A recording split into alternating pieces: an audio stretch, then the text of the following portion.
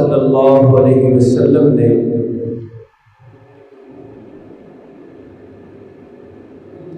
اعلان کے بعد استقلال اور استقامت کے ساتھ ہمت اور حوصلے کے ساتھ اللہ رب العالمین کا پیغام امت تک پہنچانا شروع فرمایا۔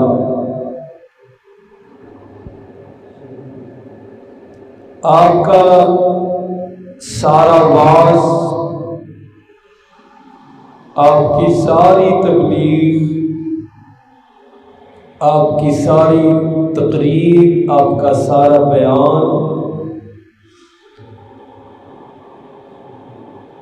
قرآن حکیم پر مشتمل ہوتا تھا۔ یعنی آپ جو کچھ بھی سمجھاتے تھے، بیان فرماتے تھے، وہ اللہ کا قرآن ہی ہوتا تھا۔ چونکہ اس قرآن حکیم میں اللہ کی توحید کھول کر بیان کی گئی ہے، اور بیان توحید کے ضمن میں اللہ کے غیر اور اللہ کے شریک کی حیثیت اور پوزیشن اس انداز میں واضح کی گئی ہے کہ ان کے پاس نہ کوئی اختیار ہے، نہ وہ کچھ کر سکتے ہیں، نہ کسی چیز کے مالک ہیں، نہ وہ عبادت کے لائق ہیں، نہ وہ کسی کی مدد کر سکتے ہیں، نہ کسی کے نفع کے مالک، نہ کسی کے نقصان کے مالک۔ تو یہ بات اہل مکہ کے لیے زبردست پریشانی کا سبب بنی۔ تو انہوں نے جب دیکھا کہ قرآن یہ باتیں کرتا ہے،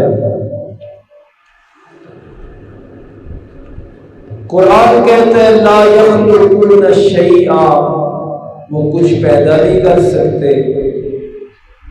قرآن کہتا ہے لا یملکون لانفسہم نفعا ولا ضرا، کہ وہ اپنے نفع اور نقصان کے مالک کے بھی مالک نہیں۔ قرآن کہتا ہے لا یملکون من قطمیر،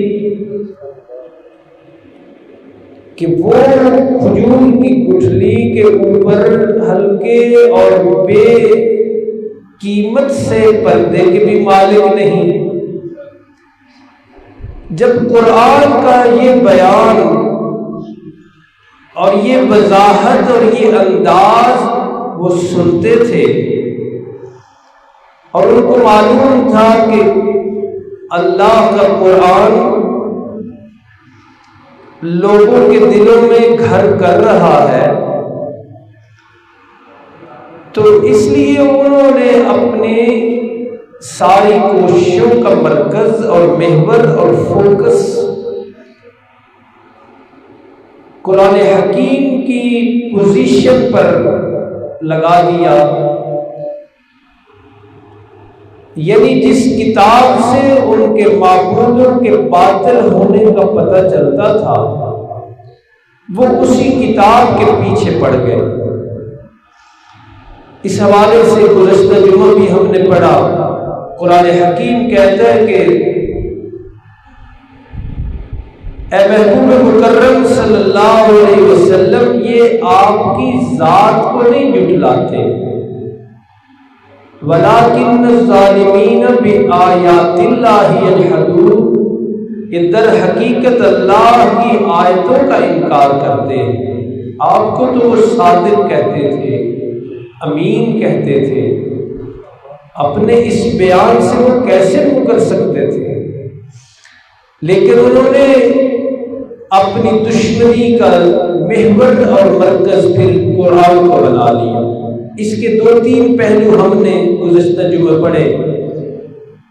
ایک یہ تھا، کہتے تھے کہ لا تسمعوا لہذا القرآن، لوگوں یہ قرآن سنا ہی نہ کرو،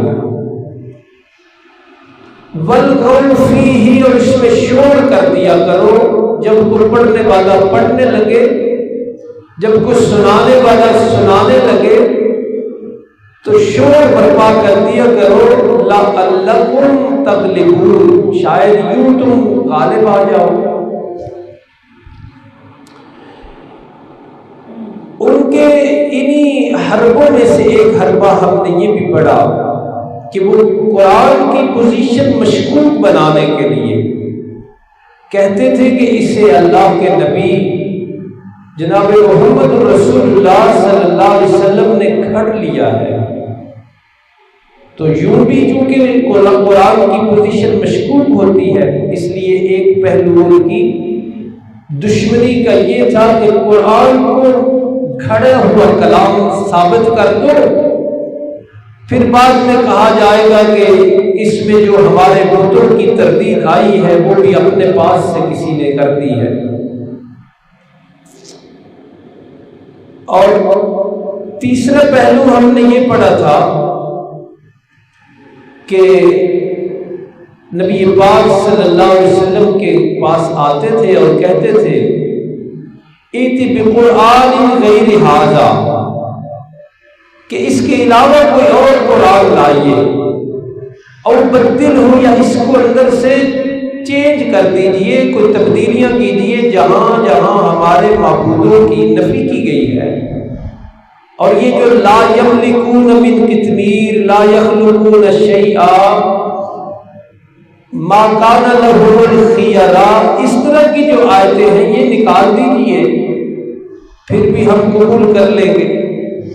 تو یہ 3 حربے ان کے ہم نے پڑھے، ان میں سے چوتھا حربہ جو ہے وہ آج ہم نے پڑھنا ہے، قرآن کی پوزیشن مشکوک کرنے کے لیے، نبی پاک صلی اللہ علیہ وسلم کے تبلیغی نصاب کی حیثیت کو گرانے کے لیے، اس سچے اور سچے تبلیغی نصاب پر ان کا حملہ ایک یہ بھی ہوتا تھا۔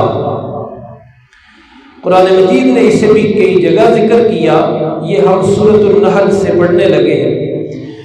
فرمایا وَإِذَا قِيلَ لَهُم مَّاذَا أَنزَلَ رَبُّكُمْ، جب ان میں سے کسی نے دوسرے سے پوچھا کہ مَاذَا أَنزَلَ رَبُّكُمْ، یہ جو محمد کریم صلی اللہ علیہ وسلم دعویٰ کرتے کہ ان کے اوپر اللہ کا کلام نازل ہوتا ہے، اور ویسے یہ دعویٰ کیونکہ بہت بڑا تھا دعویٰ، مکہ میں صدیاں گزر گئی تھی، کسی نے نہیں کہا تھا کہ مجھ پہ اللہ کا کلام نازل ہوتا ہے، اس لیے یہ دعویٰ بھی ان کے لیے بڑا حیران کن تھا۔ کچھ جو بڑے قسم کے سردار قسم کے لوگ تھے وہ ویسے قبول کرنے کے لیے تیار نہیں تھے، ان کو کسی اور کی برتری قبول نہیں تھی، اس لیے مختلف باتیں، کبھی کچھ، تو ان میں سے ایک یہ بھی تھی اذا قیل لهم ماذا انزل ربكم، جب انہیں کہا جاتا ہے، پوچھتے ہیں ایک دوسرے سے ماذا انزل ربكم، نازل کیا کیا ہے تمہارے رب نے۔ اللہ کے کلام کی پوزیشن لوگوں کی نظروں میں مشکوک بنانے کے لیے، اللہ کے کلام کو بے حیثیت بنانے کے لیے کہتے تھے اساطیر الاولین،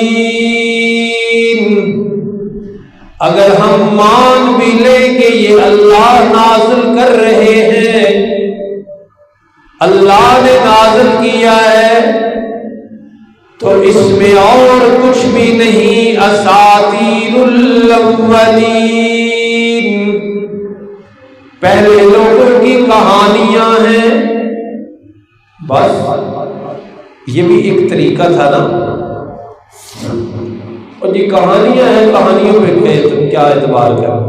دوسری جگہ حسد کے ساتھ بھی ہے، وَهَذَا إِلَّا أَسَاطِيرُ الْأَوَّلِينَ، کچھ بھی نہیں پہلے لوگوں کی کہانیاں. قوم عاد کی کہانی، قوم ثمود کی کہانی، فرعون اور حضرت موسیٰ کی کہانی اور قصہ، اس کے سوا کچھ بھی نہیں. یہ تھا ان کا ایک اور حملہ. حالانکہ قرآن اپنا تعارف کرواتے ہوئے کہتے ہیں ان ھذا القرآن یہدی للتی ہی اقوم. قرآن تو اس لیے نازل ہو رہا تھا کہ دلوں کی کایا پلٹ دے. قرآن تو کتاب انقلاب ہے. اور ان کے سامنے یہ سب کچھ ہو بھی رہا تھا، لوگوں کے دل پلٹ رہے تھے. جیسے جیسے اللہ کے پیغمبر اپنی میٹھی زبان سے استقلال بھرے لہجے میں قرآن پڑھتے، خود ان کے اپنے دل کانپ جاتے تھے. خود ان کے اپنے دل قرآن کی طرف لپکتے تھے اور دوڑ دوڑ کے آتے تھے قرآن سننے کے لیے. راتوں کو چھپ کر قرآن سنا کرتے تھے. یہ واقعہ مشہور ہے، علماء سے آپ نے سنا ہے، اب وقت نہیں ہو وہ تفصیل کا. قرآن کہتے ہیں کہ کتاب انزلناہ الیک لتخرج الناس من الظلمات الی النور.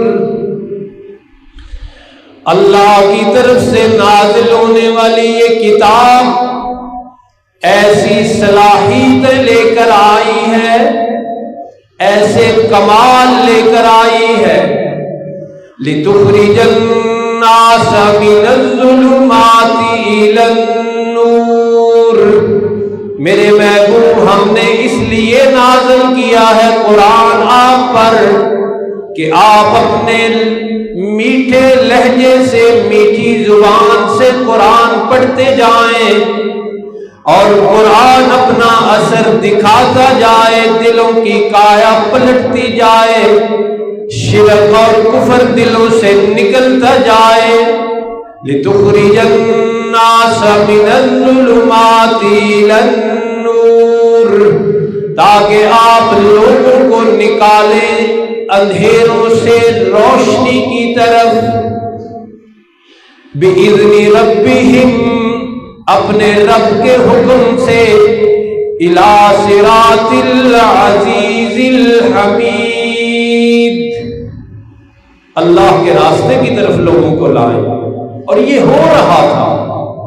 روزانہ نیا بندہ مسلمان، روزانہ نئے گھر میں روشنی پہنچ رہی تھی. اور یہی ان کو تکلیف تھی، یہی ان کو مسئلہ تھا. اسی مسئلے پر، اسی پر